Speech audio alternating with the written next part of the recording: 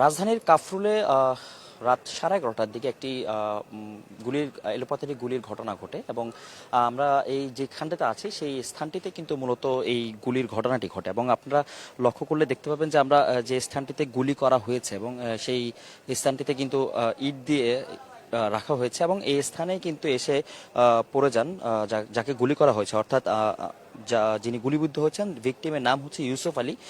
পেশায় তিনি কিন্তু কাফরুল কর্মী হিসেবে জানা গেছে এখন পর্যন্ত পুলিশ সূত্রে আমরা জানতে পেরেছি এবং এই স্থানটিতে কিন্তু এখন একটি থমথমে পরিস্থিতি বিরাজমান রয়েছে। যদি ঘটনার প্রসঙ্গে একটু বলতে চাই তাহলে আজকে রাত 11:30টার দিকে কিন্তু বাইকে কয়েকজন এখানকার প্রত্যক্ষদর্শীদের ভাষ্য মতে বাইকে কয়েকজন কর্মী অর্থাৎ দুর্বৃত্তরা কিন্তু এই কর্মীদেরকে হত্যার উদ্দেশ্যে মূলত এই পরিকল্পনা করতে থাকেন এবং পরিকল্পনার নীল নকশায় যাকে টার্গেট করা হয়েছিল, অর্থাৎ মূলত যাকে হত্যা করার উদ্দেশ্যে কিন্তু এই নীল নকশা করা হয়েছিল তিনি কিন্তু সদস্য সচিব কাফরুল থানার। এবং আপনাকে একটি জিনিস জানাই যে এইখানে কিন্তু এখন মূলত এখানকার নেতাকর্মীরা তারা সকলে কিন্তু মূলত এখানে আছেন এবং তারা তাদের বিভিন্ন রকম সেই যুবদলের কর্মীকে কিন্তু ঘেরাও করে রেখেছেন এবং তার সাথে কিন্তু অনেকেই আসছেন যাচ্ছেন। মূলত এই স্থানটিতে কিন্তু মূলত কিছুক্ষণ আগে পুলিশের উপস্থিতি আমরা লক্ষ্য করতে পেরেছি। আমরা একটু দেখাতে চাই যে মূলত যাকে গুলি করা হয়েছে এখানে দুজন কিন্তু গুলিবিদ্ধ, সেই দুজনই কিন্তু মারা গিয়েছেন। একজন কর্মী আর একজন পথে কিন্তু সবজির ব্যবসা করতো মূলত ঠিক এই স্থানটিতে, অর্থাৎ এই সবজির দোকান যেটি দেখতে পাচ্ছেন সেই সবজির দোকানে কিন্তু কাজ করতেন মূলত সবজি বিক্রেতা। সেই এলোপাথি গুলিতে কিন্তু নিহত হন এবং আমরা এখানে লক্ষ্য করতে পারছি যে একজন যিনি গুলিবিদ্ধ অবস্থায় মারা গিয়েছেন তার বোনও কিন্তু এখানে রয়েছেন এবং আমরা একটু তারা অপেক্ষা করছেন, আমরা একটু তাদের সাথে একটু যুক্ত হতে চাই। জি, আপনি একটু আমাকে বলবেন যে আজকে এখানে কি আপনার ভাই কি দোকান করতো কিনা এবং তিনি কি গুলিতে কি মারা গিয়েছেন কিনা? মারা গেছে জানি না, আমাকে রুগী বলে এখনো ঢুকায় নাই। তারপর আমরা এই পুলিশের দাদার নাম্বার নিয়ে আমরা ওসির দ্বারা ফোন দিছি, ওসি আবার পুলিশে ফোন দিয়েছে, পুলিশে বলে আবার গেছে যাইয়ে বলে এখনো বলে ঢুকানো হয় নাই। আপনারা কি আপনার ভাইয়ের মৃত্যুর সংবাদটি নিশ্চিত নিশ্চিত কইতে পারি না, আমরা তো অন্তর রুগীর ভিতরে ঢুকেই না, হে তো বিউস এমনকি আছে না মরছে এত কইতে পারি না। কোথায় গুলিটা লাগছে? মেডিকেলে। মানে গুলিটা কোথায় লাগছে এটা জানছেন? গলিটা লাগছে বাম পাশ দিয়ে ডাইন পাশ দিয়া। আর আপনার ভাই কতদিন নাগাদ এখানে ব্যবসা করতেন? এখানে আইসি দনে 10-12 দিন। আপনি আচ্ছা, আরেকটা জিনিস একটু জানতে চাচ্ছিলাম যে মানে তিনি যে যখন আপনারা ঘটনাটি জানতে পেরেছেন কিভাবে একটু জানতে পারছি, আমাকে এখানে লোকজন আছিল সেরা বাসায় দিয়ে খবর কইছে। তারপর আমরা আইসি আইয়ে দেখি আর বড় পোলাও সাথে ছিল, হে আর কি হসপিটালে নিয়ে গেছে। এই মাস্ক এনেছে, মাস্ক থেকে ব্যান্ডেজ করে ঢাকা মেডিকেল পাঠাইছে। ওনার নামটা কি? ওনার নাম নালাম। দর্শক, আমরা একটু যুক্ত ছিলাম এখানে তার মানে যিনি গুলিবিদ্ধ অবস্থায় গিয়েছিলেন, অর্থাৎ এখানে যে সবজি ব্যবসায়ী রয়েছেন তার বোনের সাথে আমরা কথা বলেছিলাম। তিনি আমাদেরকে যেটি জানিয়েছেন যে মূলত এখানে তিনি গুলিবিদ্ধ অবস্থায় তার ছেলে তাকে উদ্ধার করে নিয়ে গেছেন। আমরা ওখানে সূত্রে জানতে পেরেছি তিনি চিকিৎসাধীন অবস্থায়, কিন্তু আমরা যতটুকু জানতে পেরেছি তিনিও কিন্তু মাথায় গুলিবিদ্ধ অবস্থায় মারা গিয়েছেন এবং এখানে কিন্তু কিছু গুলির এই স্থানটিতে কিন্তু আমরা গুলি করেছেন এবং গুলির এই জায়গাটাতে কিন্তু পুলিশরা কিন্তু তাদের যে আলামত সংগ্রহ করছেন এবং আপনারা দেখছেন যে এখানে কিন্তু এখানকার স্থানীয় বাসিন্দাদের মধ্যে একটি জনমনে আতঙ্ক সৃষ্টি হয়েছে। মূলত এর আগেও কিন্তু মিরপুরে বেশ কয়েকটি যুবদল এবং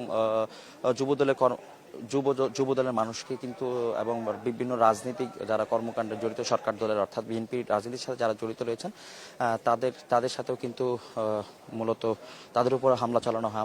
আমরা একটু চেষ্টা করব, এখানে একজন কথা বলছেন যার উপর হামলা করেছে হয়তো আমরা একটু দেখতে চাই। একটু আমাদেরকে একটু স্পেস দিন ভাই, একটু স্পেস দিন আমরা একটু যুক্ত হই।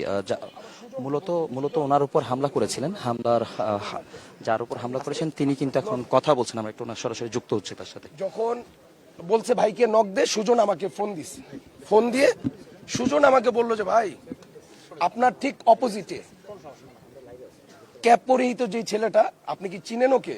আমি আবার আমার ঠিক অপোজিটে দাঁড়ানো ক্যাপ পরা ছেলেটা, আমি আবার তাকিয়ে দেখলাম, আমি বললাম যে না চিনি না। বললো যে ভাই ওই কর্নারে তাকিয়ে দেখেন আরো 2টা ছেলে আছে, ওদেরকে চিনেন? আমি ওইখানে বসাই, আমি বৈশা দেখলাম যে না চিনি না। ইন দ্য মিন টাইম আমি আবার ওই ক্যাপ পরা যে ছেলেটা, ওর দিকে আমি তাকিয়ে ফোনে কথা বলতেছি। এর মধ্যে ওর সাথে যখন আমার চোখে চোখ পড়ছে, ও খুব স্পিডে হাঁটা ধরছে। স্পিডে যখন হাঁটা ধরছে এই আইল্যান্ডটা দিয়ে, তখন সুজন তো আমার সাথে ফোনে লাইনে। আমি সুজনকে বললাম, সুজন তাড়াতাড়ি আটকাও ওদেরকে, ওদের গতিবিধি ভালো মনে হচ্ছে না। তখন সুজন, ইউসুফ, মামুন ওরা স্পিডে হাইটা আসা ধরছে, ওরাও স্পিডে। এই মোড়ে গিয়া সুজন সামনে দাঁড়াইছে, ভাই দাঁড়ান, আপনাদের বাসা কোথায়? একটা ছেলে বললো 10 নাম্বার। তখন বললো 10 নাম্বার দিলে এইরকম ইয়ে করতেছেন কেন? বলতে বলতে একটা ছেলে আবার ক্যাপ পরা যে ছেলেটা কোমরে হাত দিছে, তখন ইউসুফ গিয়া সাথে সাথে ধরছে। ইউসুফ চিৎকার দিয়ে বলছে তোর সাথে কি? ধরার সাথে সাথে ইউসুফকে বুকের বাম পাশে ঠেকায় গুলি করছে 1 রাউন্ড। এর মধ্যে ইউসুফ বুক ধরে বসে পড়ছে, আমি আবার বলছি ধর। ইউসুফের থেকে আমি 3-4 হাত পিছিয়ে ছিলাম, তখন আমার দিকে তাক করে 2 রাউন্ড গুলি করে। আল্লাহ আমাকে হেফাজত করছে, আমি গুলিবিদ্ধ হই নাই। একজন পথচারী গুলিবিদ্ধ হয়েছে। তখন আমার সাথে আরেকজন সহযোদ্ধা মামুন, ও আবার দোকান থেকে যে টুল, ছোট একটা টুল নিয়ে আমাকে যখন 3য় রাউন্ড গুলি করার প্রস্তুতি নিচ্ছে, তখন মামুন আবার টুলটা থ্রো করছে, ওর এইখানে লাগছে টুলটা। লাগার পর ওরা 2জনই দৌড় দিছে। যখন আমরা পিছে দৌড় দেওয়া শুরু করছি, এই ধর ধর, তখন 2 রাউন্ড ফাঁকা ফায়ার করলো। ফাঁকা ফায়ার করে সুজা ওই রোড দিয়ে দৌড়ে এই রোড দিয়ে ঢুকছে। আমি এই মোড়ে আসছি, এর মধ্যে ইউসুফ বুক ধরে দৌড়ে আসছে আমার কাছে, ভাই আমার গুলি লাগছে। আমি তখন বললাম মামুন আগে ওরে মেডিকেলে নাও, কারণ আমি তো ওদেরকে ধরার উদ্দেশ্যে আমি কিন্তু ব্রেক করে ফেলছি আসলে। যাক, পরে আমি ইউসুফকে অটোতে তুইলা দিতে দিতে এলাকা থেকে একজন এসে বললো যে ভাই ওই বাজারের কোনায় একজনকে জনগণ ধরছে। এই তখন আবার দৌড়ে গেলাম, গিয়ে দেখলাম অলরেডি উত্তেজিত জনতা, ওকে মোটামুটি উত্তম মাধ্যম দিছে। তখন গিয়ে ওকে আমি আসলে সেভ করার চেষ্টা করছি। আমি বলছি কেউ ওর গায়ে হাত দিবেন না। আমি সাথে সাথে থানার ওসি রুবেলকে ফোন দিছি, আমি ওসি তদন্ত রুবেল সাহেবকে ফোন দিয়ে আমি বলছি যে ভাই এই ঘটনা, আপনি একটু ইমার্জেন্সি আসেন। তখন রুবেল সাহেব এসে ওই ছেলের এখান থেকে নিয়ে হসপিটালে নিয়ে যায়। এই হচ্ছে ঘটনা। বাবু ভাই, আমরা একটু সরাসরি লাইভে আছি, আপনার কাছে একটু জানতে চাচ্ছিলাম যে আজকের যে ঘটনাতে সেখানে কি আপনার কোনো পূর্ব শত্রুতা কারোর সাথে আছে কিনা, অথবা এখন পর্যন্ত যাদেরকে আপনারা ধরতে পেরেছেন তাকে কি শনাক্ত করতে পেরেছেন কিনা আপনাদের প্রাথমিক? আসলে ভাইয়া আমার সাথে পূর্ব শত্রুতা কারোর সাথেই নাই, আমি যতটুকু বুঝি। এখন কেউ যদি মনে মনে আমাকে শত্রু ভাবে, সেটা তো আমার আসলে জানার কথা না।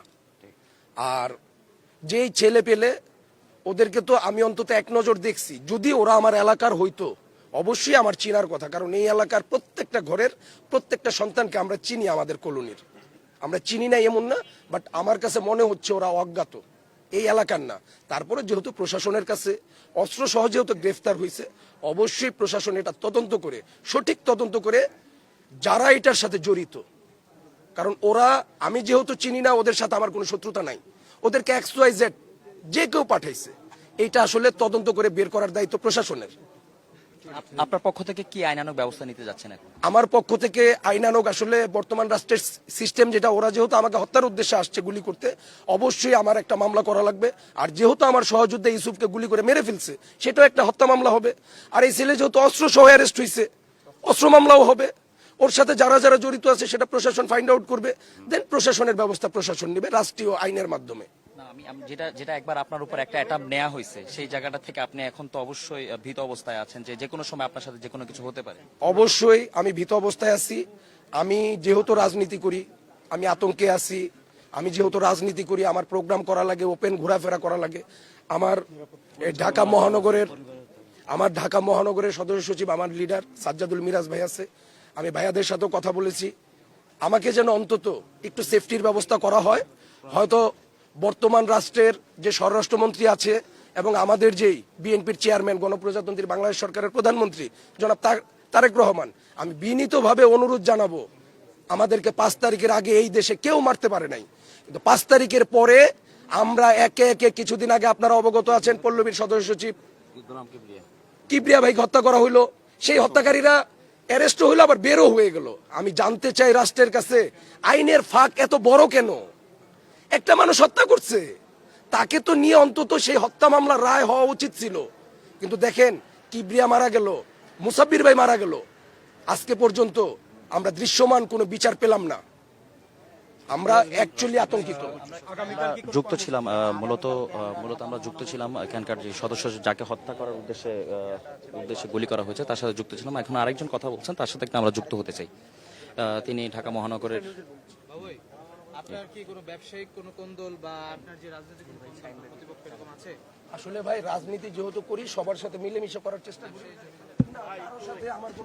আমরা একটু সাজ্জাদ ভাইয়ের সাথে কথা বলতে চাই। সাজ্জাদ ভাই, আমি ইনশাআল্লাহ সাজ্জাদ ভাই, আপনার কাছে একটা প্রশ্ন আছে। যেহেতু আপনার দলের নেতাকর্মীদের উপর এভাবে মানে আক্রমণ করা হচ্ছে, এর আগেও দেখেছি কিবরিয়া হত্যা হয়েছে, এর আগেও কিন্তু দেখেছি আমরা কারওয়ান বাজারে একটি হত্যা হয়েছে। এই কেন যুবদলকে কেন বারবার টার্গেট করা হচ্ছে, একটু যদি বলতেন। দেখেন, যুবদল আন্দোলন সংগ্রামে একেবারে প্রথম সারিতে নেতৃত্ব দিয়েছে, যুবদলকে একেবারে হিসাবে নেয়, যার কারণে যুবদলের উপরে একের পর এক হামলা হচ্ছে। আপনি দেখেন গোলাম কিবরিয়াকে হঠাৎ করে এত গুলি করে এই পর্যন্ত যতগুলি হত্যা হয়েছে বাংলাদেশের বুকে, আমি এই ধরনের ফুটেজ দেখি নাই যে গোলাম কিবরিয়াকে যেভাবে হত্যা করা হয়েছে। আজকে সেরকমই টার্গেটে আমাদের হাফিজুল বাবু, ও কিন্তু একটা থানার সদস্য ছিল, ওকে কিন্তু সেভাবে টার্গেট করা হয়েছে। তা যেহেতু সরকার আমাদের, আমি বলবো যে বিনীতভাবে অনুরোধ করব যেন এই যে আইনের ফাঁকটা যে ধরা খায় আবার বের হয়ে যায়, প্রশাসন কষ্ট করে ধরার পর আবার কোর্ট কাছারিতে তারা টাকা পয়সা দিয়ে আবার বের হয়ে যায়। আইনের ফাঁকটা এত বড় না হয় আরো ছোট হওয়া দরকার, যে এই যে যাদেরকে ধরে তারা যেন না বের হতে পারে। একেবারে উপযুক্ত শাস্তি দরকার। যে আজকে যদি ও মারা যাইতো, ওকে বাঁচাতে গিয়ে একজন সহযোদ্ধাকে আমরা হারাইলাম, একজন কর্মীকে আমরা হারাইলাম। এইভাবে আমাদের সাথে যারা রাজনীতি করে আমরা এক এক কর্মীকে হারাই ফেলতেছি আর কি। যে এইভাবে আমাদেরকে এর আগে আমাদেরকে সাপোর্ট দিয়ে রাখছে হাসিনা গভর্নমেন্ট থাকার সময়, এখনো সাপোর্ট দিয়ে রাখতেছে একেবারে ছায়ার মতো। আমি চাই না যেন আমাদের কারণে আমাদের রাজনীতি করি, আমাদের মাঠে থাকি, এই শত্রুতার কারণে আমাদের কোনো কর্মী আর না হারাক, বিচার হওয়া প্রয়োজন আর কি। যে আমরা যুক্ত ছিলাম এখানকার যে মহানগরের যে সদস্য তার সাথে যুক্ত ছিলাম, এবং এখানে তারা কিন্তু বিভিন্ন দাবি সমূহ জানিয়েছেন। অর্থাৎ তাদের যে একের পর এক দলীয় নেতাকর্মীদের উপর যে বারবার হামলা চালানো হচ্ছে হত্যার উদ্দেশ্যে, সেই হামলা চালানো হচ্ছে তাদের হত্যার উদ্দেশ্যে, সেই ক্ষেত্রে কিন্তু তারা কিন্তু রাষ্ট্রের কাছে কিন্তু বিচার চেয়েছে।